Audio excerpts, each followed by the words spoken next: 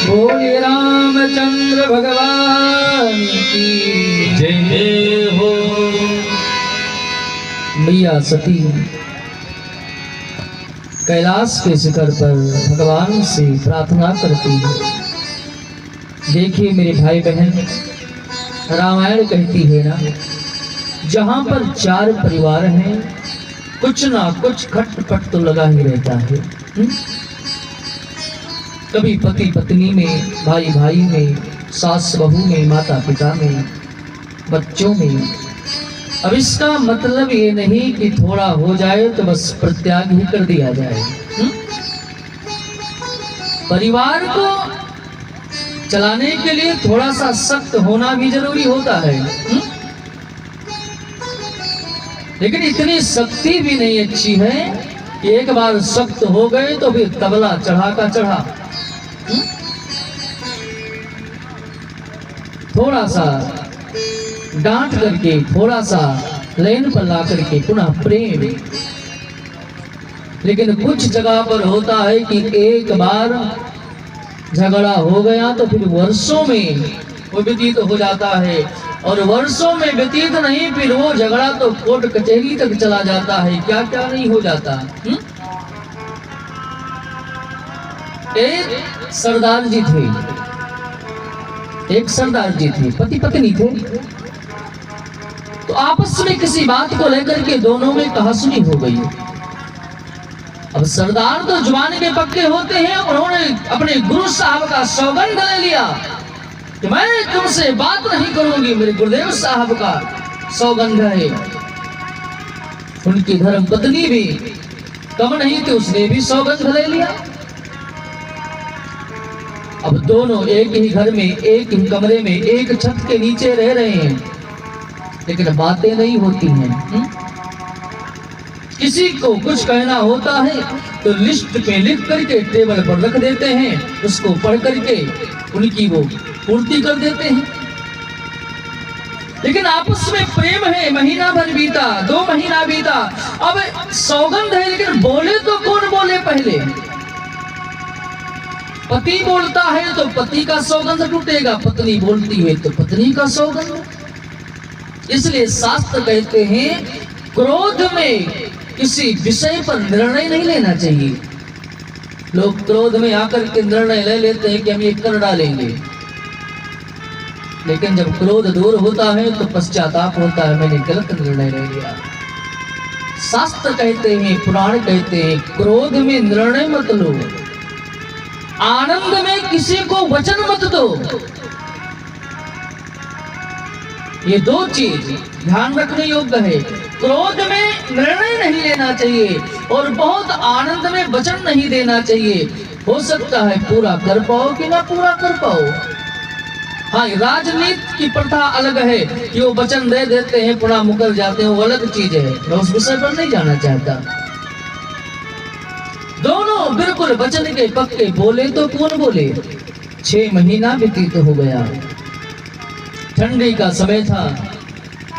सरदार जी सुबह सुबह का समय था तो बैठकर अंगीठी में अग्नि सेक रहे थे, और उनकी धर्म पत्नी जी सुबह सुबह का समय था तो कुछ बर्तन साफ कर रही थी। अब सेठ जी अंगीठी सेक रहे हैं, सिगरेट का धुआं उड़ा रहे हैं,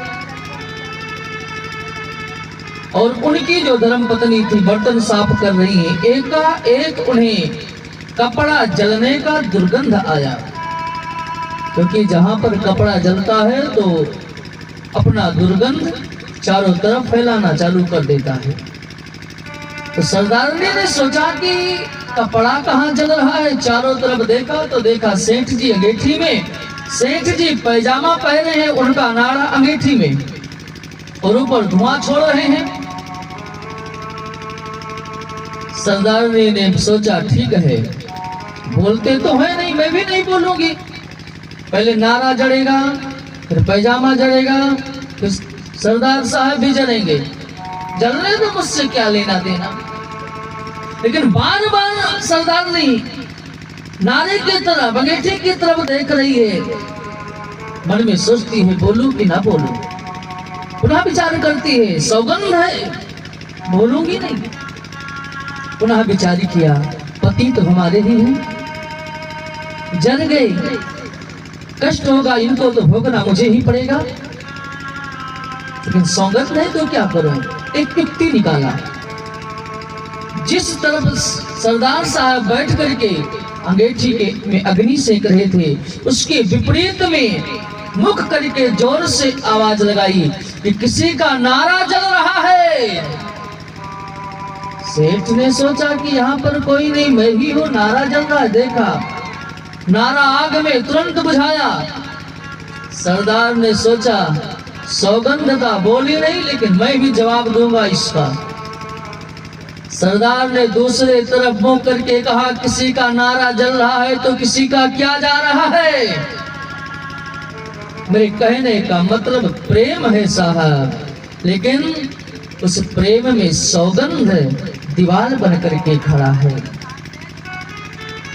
तो घर में, परिवार में कुछ भी हो, लेकिन इतनी जगह जरूर रखना चाहिए कि जहां पर सॉरी की, माफी की गुंजाइश हो, माफ करने की क्षमता हो। लेकिन आज सती अकेले कैलाश पर भगवान से मांग करती है, प्रभु अब तो आप ही का सहारा है। कथा आती है, नारद जी महाराज आते हैं। नारद जी ने पूछा, मैया कैसी हो? सती और रोने लगी। बेटा नारद, जब से शिव रुष्ट हो गए, तब से कैलाश पर मुझसे कोई बातें नहीं करता, तब से मुझसे कोई हाल नहीं पूछता, मेरे दिल की बात को कोई नहीं सुनता, मैं अपने दिल के दर्द को किससे कहूं? नारद बेटा, अब एक ही चीज की मैं जीना नहीं चाहती। नारद ने कहा, माँ, मांगने से मौत भी नहीं मिलती, मौत इतनी आसान नहीं है कि मांगने से मिल जाए। लोग कहते हैं मौत बड़ी सस्ती है साहब, लेकिन सबसे महंगी है तो मौत है। कि मौत सस्ती होती तो आज बात बात में, ऑफिस में मुझे मौत आ जाए, घर में मुझे मौत आ जाए, रसोई में मौत आ जाए, हर बात बात में मौत आ जाए।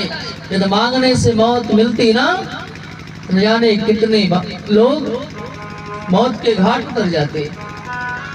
लेकिन आज सती मौत को मांगती है। संत नारद के चरणों में निवेदन करती है कि बेटा अब मैं जीना नहीं चाहती, अब मेरा कोई उद्धार करो, मेरा कोई मार्ग निकालो। नारद ने कहा, माँ चिंता मत करो, भोलेनाथ अब समाधि से जगने वाले हैं और समाधि टूटेगी, जा करके